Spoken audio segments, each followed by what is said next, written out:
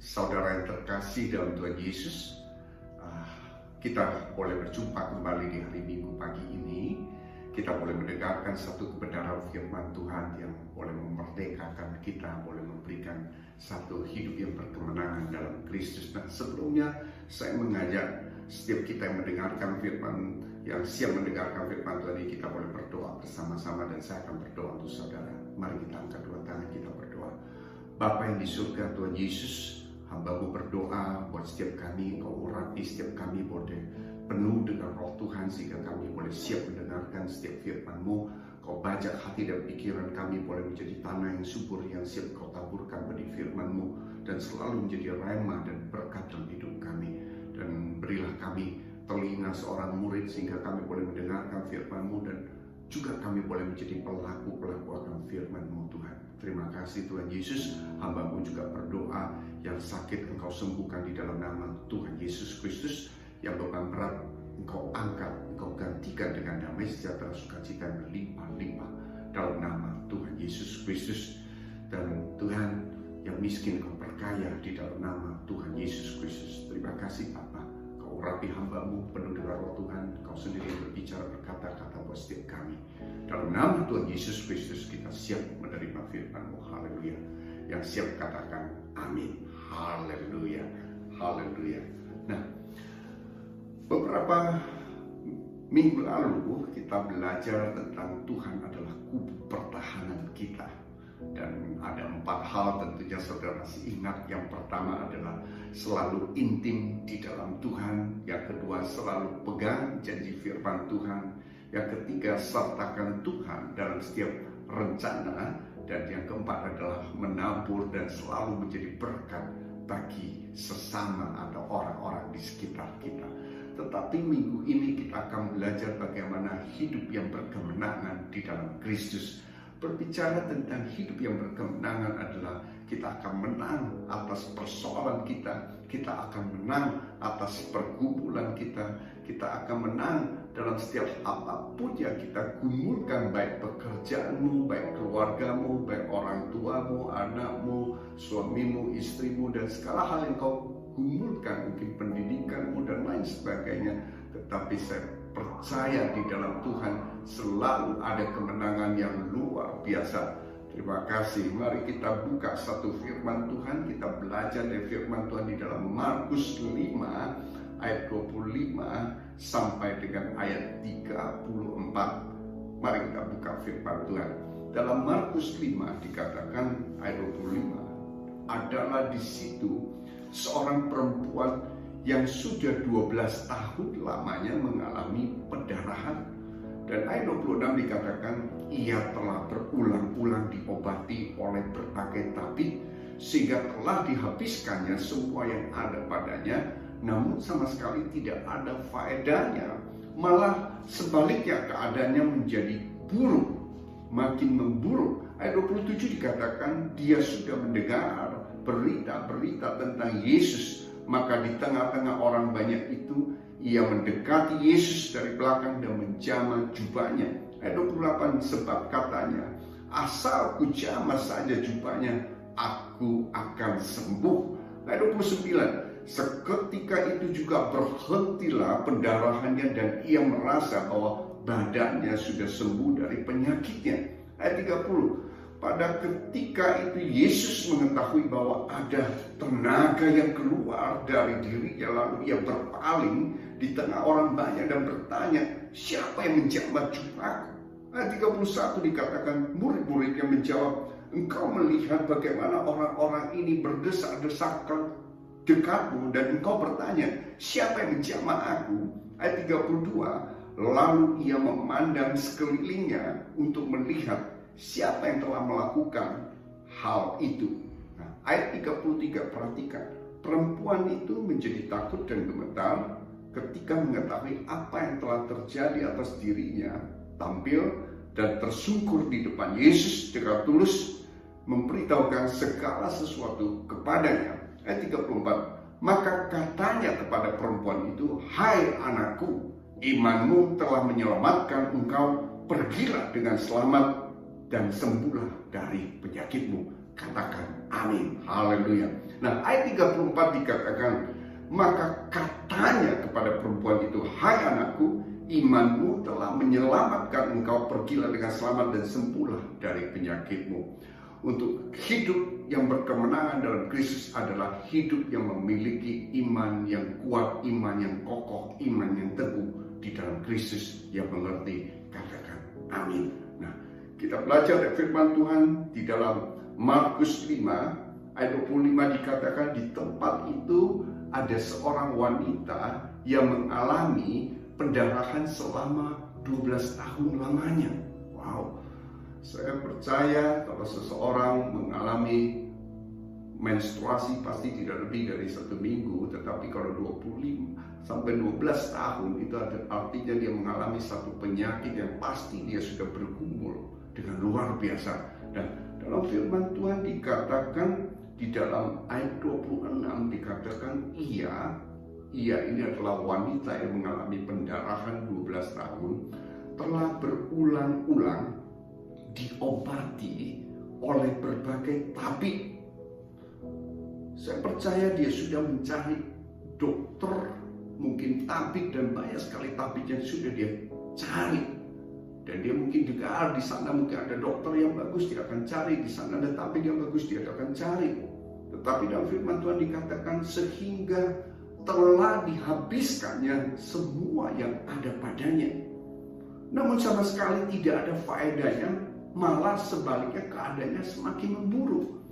Artinya dicatat dengan segala upaya yang dia lakukan, dia mencari kesembuhan. Bahkan di dalam firman Tuhan ditulis bahwa semua yang ada padanya sudah dihabiskannya. Artinya mungkin dia mencari tabib, mencari dokter, dia sudah habis banyak biaya yang dia keluarkan. Bahkan dicatat dihabiskannya semua yang ada padanya. Namun apa yang terjadi waktu kita baca firman Tuhan? Sama sekali tidak ada faedahnya. Malah di dalam firman Tuhan dicatat sebaliknya, keadaannya makin memburuk. Artinya situasi yang dia alami adalah semakin hari semakin memburuk. Dan segala upaya yang dia lakukan, dia sudah cari dan dia sudah lakukan akan semua itu. Dan dia tidak menemukan namanya kesembuhan. Dan saya mau bilang dia belum menang atas pergumulannya. Nah, saya tidak tahu hari-hari ini apapun yang saudara alami. Mungkin kau lagi bergumul akan pekerjaanmu, mungkin usahamu, mungkin keluargamu, dan banyak hal yang kau gumulkan.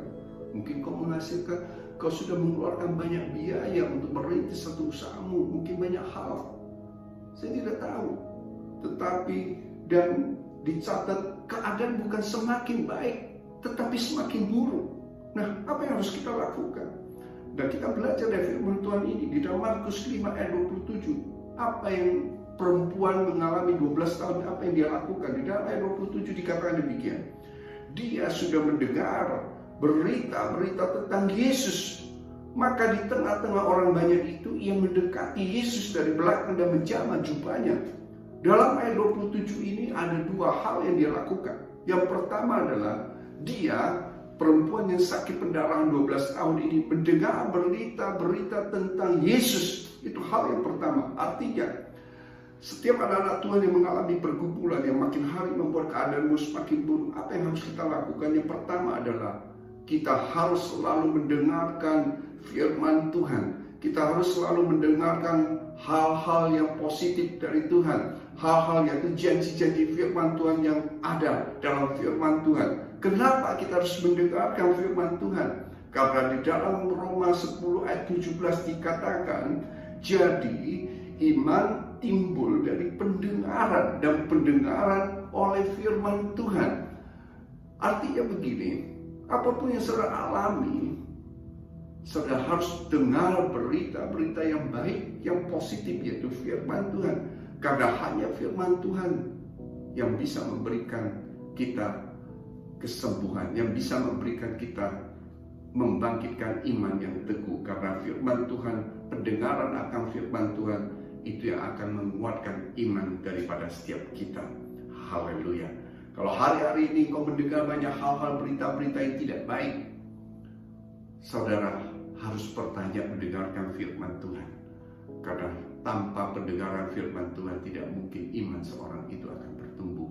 Yang mengerti katakan amin. Haleluya. Haleluya. Nah, iman ini juga berbicara seperti sebuah benih yang harus kita sirami sehingga iman itu bisa bertumbuh pada harinya. Dan bagaimana kita akan membuat iman itu bertumbuh? Yaitu iman itu seperti benih yang kita tanam, yang harus kita pelihara, yang harus kita sirami. Dengan apa kita sirami? Kita sirami dengan firman Tuhan. Pada waktu kita sirami dengan firman Tuhan itu, saya percaya Tuhan akan membuat imanmu bertumbuh. Dan waktu dia akan bertumbuh, ini yang akan menguatkan setiap iman orang-orang percaya yang mengerti katakan amin. Nah, hal yang kedua, waktu dia sudah mendengar berita-berita tentang Yesus, apa yang dia lakukan?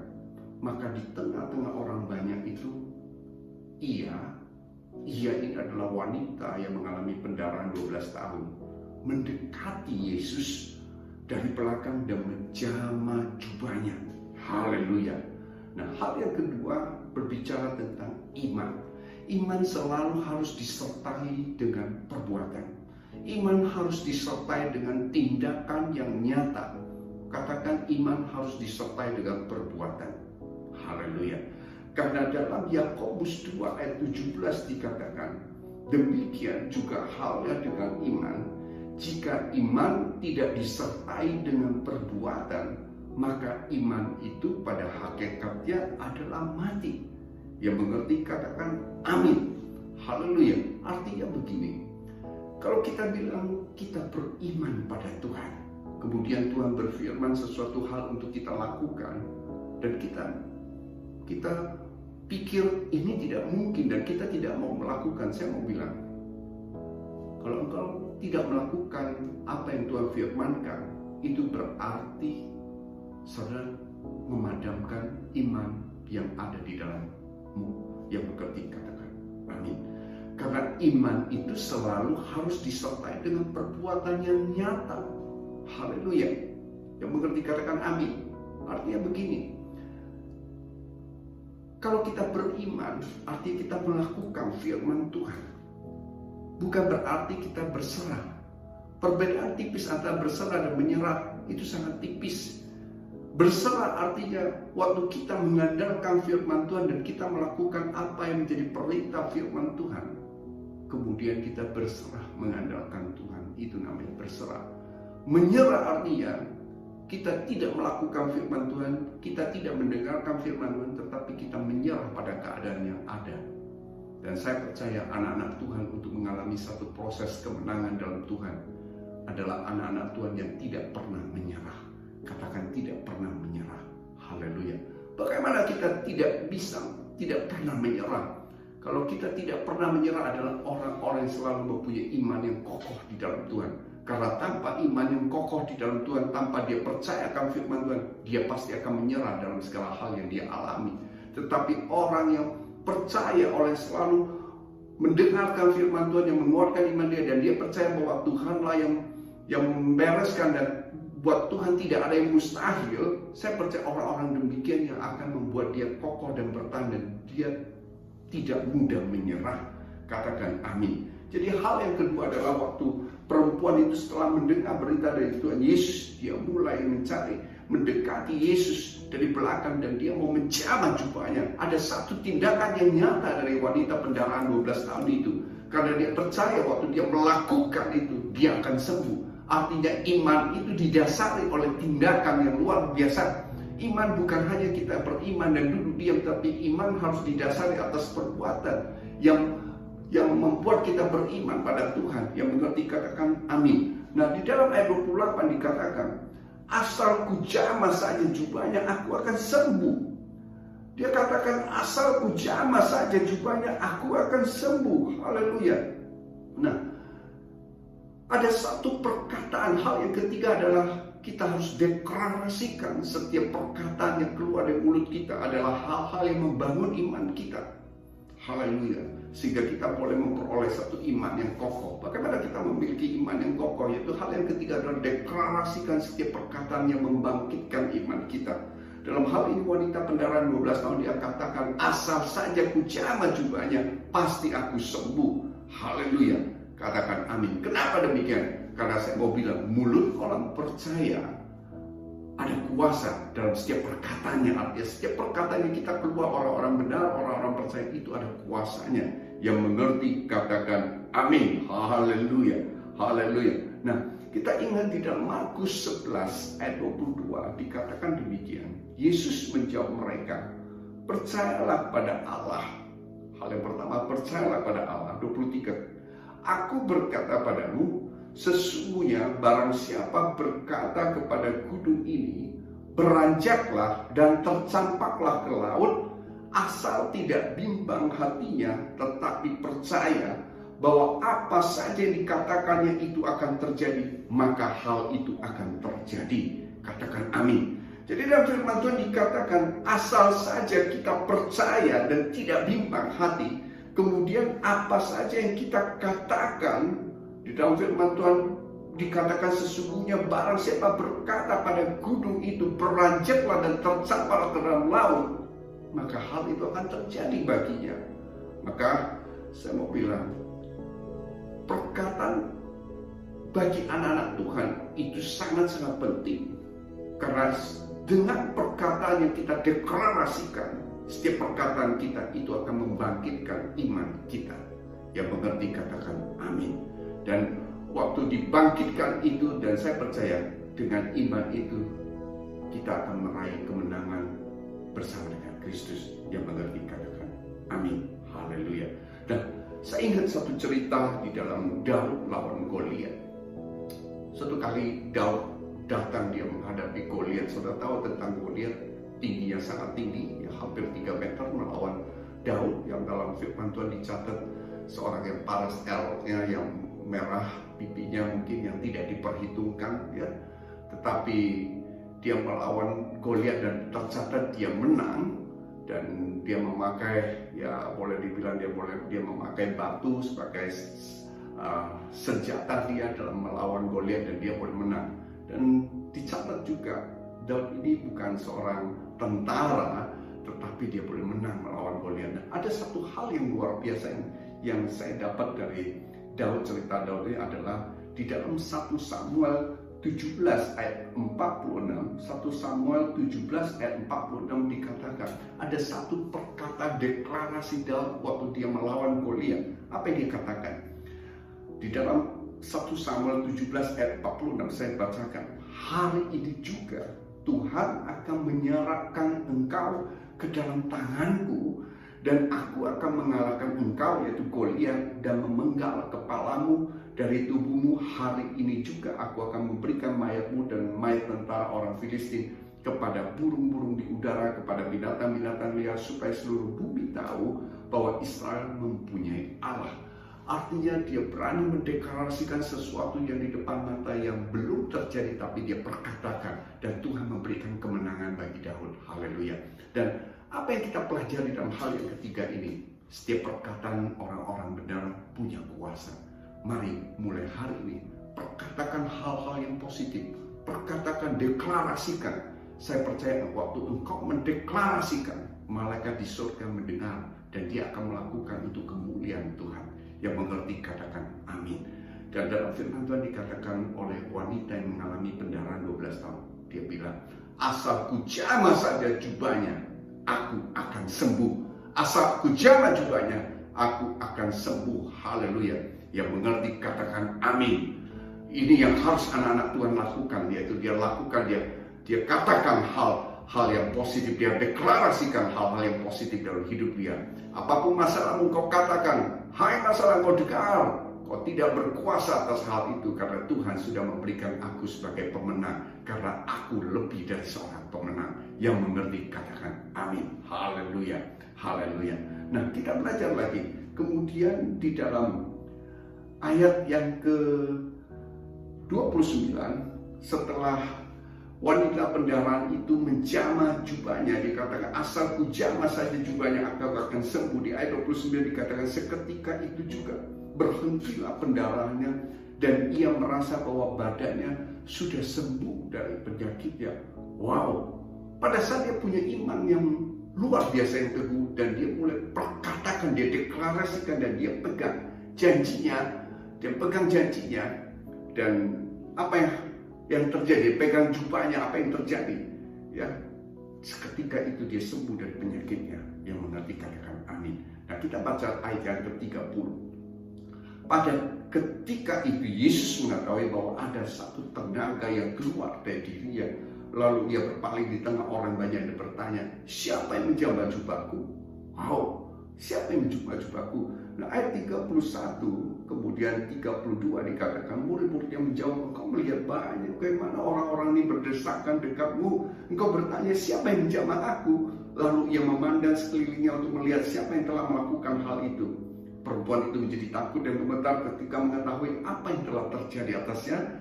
Tampil tersungkur di depan Yesus dengan tulus memberitahukan segala sesuatu yang terjadi kepadanya. Nah, kita belajar dari ayat 30 sampai 32. Apa yang terjadi waktu perempuan ini dia menjamah jubahnya Tuhan Yesus. Hal yang terjadi adalah dia menggerakkan, dalam firman Tuhan dikatakan, dia menggerakkan ada tenaga yang keluar darinya. Ada satu tenaga yang keluar dari tubuh Kristus. Haleluya. Artinya dalam Lukas 8 ayat 46 dikatakan dia menggerakkan kuasa Tuhan. Dalam firman Tuhan 46 saya bacakan, tetapi Yesus berkata, ada seorang yang menjamah aku sebab aku merasa ada kuasa yang keluar dari diriku. Wow, kalau engkau punya iman yang teguh, saya percaya disertai dengan tindakan, itu akan menggerakkan satu kuasa Allah. Dan saya percaya semua yang tidak mungkin menjadi mungkin. Mujizat yang mustahil menjadi tidak mustahil, dan mujizat itu pasti terjadi. Haleluya. Dan saya percaya hari ini apapun pergumulan saudara harus punya iman yang kuat. Saudara punya iman yang teguh. Bagaimana iman yang teguh itu bisa tumbuh? Yaitu saudara harus mendengarkan firman Tuhan. Yang kedua, saudara harus perkatakan firman Tuhan. Perkatakan, bahkan deklarasikan. Yang ketiga adalah saudara iman harus disertai dengan tindakan perbuatan. Kalau saudara mendengarkan firman Tuhan dan Tuhan menyuruh engkau harus melakukan sesuatu, lakukan. Karena iman tanpa perbuatan hakikatnya adalah mati. Yang mengerti katakan amin. Yang mengerti katakan amin. Haleluya. Nah, di dalam ayat 33 dikatakan oleh wanita itu, dia merasa takut. Kemudian apa yang dia lakukan? Perempuan itu kemudian tersungkur di depan Yesus. Dia tersungkur di depan Yesus dan dia dengan tulus memberitahukan segala sesuatu yang terjadi padanya. Nah, hal yang keempat ini kita harus belajar dari perempuan ini, yaitu kita selalu harus tersungkur di hadapan Yesus, yaitu kita selalu harus merendahkan diri di hadapan Tuhan Yesus, mencari wajahnya, berbalik dari keadaan yang jahat. Saya percaya pada saat engkau lakukan itu, Tuhan mendengar dan Tuhan akan memulihkan keadaanmu. Hal yang keempat ini adalah selalu kita harus punya kerendahan hati di hadapan Tuhan. Dan firman Tuhan dikatakan dengan tulus memberitahukan segala sesuatu kepadanya. Sebagai anak-anak Tuhan, saya percaya hari-hari ini yang Tuhan cari adalah ketulusan di dalam hati-hati anak-anak Tuhan yang ada. Karena tanpa ketulusan, karena dalam firman Tuhan jelas Tuhan berfirman, orang yang suci hatinya yang akan melihat Tuhan. Nah, hari-hari ini Tuhan juga mencari orang-orang yang tulus, yang punya hati yang tulus. Dalam firman Tuhan saya percaya, dalam firman Tuhan dikatakan di dalam